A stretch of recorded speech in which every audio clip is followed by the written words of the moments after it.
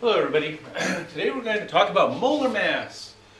So the mass of a mole of particles. So the objective today is to be able to determine the mass of 1 mole of any type of particle. So the types of particles you remember are atoms or ions, or formula units, or molecules. So there's 4 different types of particles. How much does a mole of them weigh? Some of them weigh very little. Some of them, when you put together a whole bunch of atoms, for example, they weigh a lot. So if you need any more resources, be sure to ask me. Also, you can read Chapter 3, Section 3, and you can also find this PowerPoint on the pickup file. Well, there's not too much you need to write right here, but let's just think about the concept of molar mass. So if you look at some of the pictures, you see a picture of an atom here, and you might, at this point, start thinking about, oh yeah, protons and neutrons, they weigh 1 AMU. But electrons weigh almost nothing. So these two, the protons and neutrons, will factor into the molar mass, but electrons won't. And then when you look up here, I've got a couple of elements selected from the periodic table. And when you look at these, let's see, some of the things that pop out are the atomic number and the atomic mass for each of them.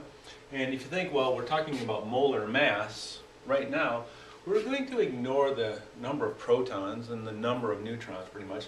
But we want to look at the total number of protons and neutrons, that is to say the mass of these things. So molar mass is a mass of 1 mole, 6.02 times 10 to the 23rd, particles of an element or a compound in grams. Okay, so what's up with this molar mass thing? There's 3 facts that we want to consider right now. Fact: 1 proton or 1 neutron weighs 1 AMU. Which you might recall we talked about the mass of these things when we considered how the mass spectrometer works and how you can find isotopes, and some atoms weigh more, some atoms weigh less. So the mass of atoms is made up of, by the protons and the neutrons, but not by the electrons. These weigh almost nothing. All right. So we got each one of these weighs 1 AMU. So somebody decided, how much should we say that these things weigh? And at the time they had the option, they could have given any number they wanted. Just like the old king who supposedly said, a foot, from now on, a foot will always be as long as my foot is. Well, so they arbitrarily made that up. Well, these people also arbitrarily said, all right, we're going to say that these things weigh 1 AMU, these things weigh 1 AMU. Easy numbers to work with. I'm glad they chose 1.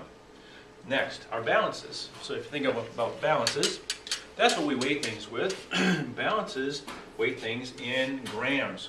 Easy numbers to work with. Remember, this is base 10, this is metric system kind of stuff here. So balances are nice to weigh with, but they don't weigh AMUs, they weigh in grams. And so our third fact right here is this: 6.02 times 10 to the 23rd protons or neutrons weighs 1 gram. That is to say, if you could somehow take a tiny little tweezers, a forceps, and grab just protons or just neutrons, because they weigh the same. I'll go with neutrons because it's yellow and you can see that easier. If I had a handful of these things and I could pick them out one at a time. If I picked out one and set it on my balance, and I set my balance to 1 gram. Set my balance to 1, let's see. So at 1 gram, right there, okay, right there, I'm sorry. When this weighs 1 gram, it'll be perfectly balanced. Okay, so here I have a whole lot of neutrons. If I could pick them out one at a time, 1, 2, 3, 4, 5, 6, and I went really fast and counted them out. When this balance went up to 1 gram, and I had counted these things, I would find out that I just added on, bing, 6.02 times 10 to the 23rd of them. See, that many neutrons weighs 1 gram. Pretty tough stuff. So this is the basis, the background for molar mass, and it's going to take a little bit of thought, but we'll keep working at it until you understand it. Here's some other examples here. If you take boron, the atom boron, it weighs 11 because it has 5 protons and 6 neutrons. 5 protons, they each weigh 1 AMU. 6 neutrons, they each weigh 1 AMU. Together that's 11. So 1 atom weighs 11 AMUs, but a mole of them weighs 11 grams. And if you take a heavier element, for example, uranium, U-235, it's got 92 protons, 143 neutrons. Add those two together, that's 235. One atom weighs 235 AMUs. A mole of them weighs 235 grams. If you understand that, you're good to go. Let's do some examples. All right, a bit of practice with molar mass. Now the units that we use here are grams per mole. So let's give it a go. So what is the molar mass of Pb? So Pb, there we go. All right, look at the periodic table. I think we just talked about this one a second ago. It was 207, wasn't it? So one atom weighs 207 AMUs, but a mole weighs 207 grams. 207 grams for 1 mole. So 207 grams per mole. Grams/moles. Right? Let's try another one. How about PbCl2? PbCl2, it's a compound. It's made up of 1 lead and 2 chlorine atoms. So 3 atoms together. I look at the periodic table and I say, aha, how much does Pb weigh? It weighs 207. Cl weighs 35. There's 2 of them though. So this one weighs 35, that one weighs 35. Together that's 70. And Pb weighs 207. So 70 plus 207 is 277 grams. That's for 1 mole, so we say grams per mole. That's the molar mass of PbCl2. How about the molar mass of PbOH2? That's interesting. If you look at this formula, PbOH2, it's got 1 Pb and the parentheses here with a 2 on the outside of it means 2 of everything inside the parentheses. 2 O's, 2 H's. Pb weighs 207. I'll just make a note to myself, 207. O weighs 16, H weighs 1, but there's 2 OH's. So 16 plus 1 is 17. There's 2 of them, so that means it's 35. So 35 plus 207 is 232.42, I think. 242 grams per mole. That's the molar mass of PbOH2. H2O, well, this one's almost too easy. O weighs 16, H weighs 1, there's 2 H's. So 16 plus 1 is 18. 18 grams per mole. Let's try this. Diatomic bromine gas. It's one of the lucky 7. It's Br2. That means there's 2 Brs bonded to one another. Each Br weighs about 80. I look at the periodic table. Yep. So 80 plus 80 together, that's 160 grams per mole. What's the molar mass of C6H12O6? Well, 6 carbons, 12 hydrogens, 6 oxygens. Each carbon weighs 12 from the periodic table. Each hydrogen weighs 1. Each oxygen weighs 16.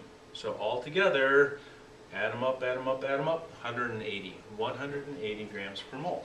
So double check on your periodic table and make sure that you can get this. Let's try this one. K plus potassium. Potassium ion. So K plus means that potassium has a charge. It's an ion. How does it get to have a plus charge? We talked about this just a little bit so far. And you may recall that it gets to have a plus charge because it throws away an electron. So K weighs 39. But when you throw away an electron, how much does it weigh? It still weighs 39 because electrons have almost no mass. It's the protons and the neutrons that have the mass. And if you look at the periodic table, you'll find out that, oh, K has 19 protons and 20 neutrons. And that makes up its mass. So even though it's lost an electron, it still weighs the same, almost exactly the same, 39 grams per mole.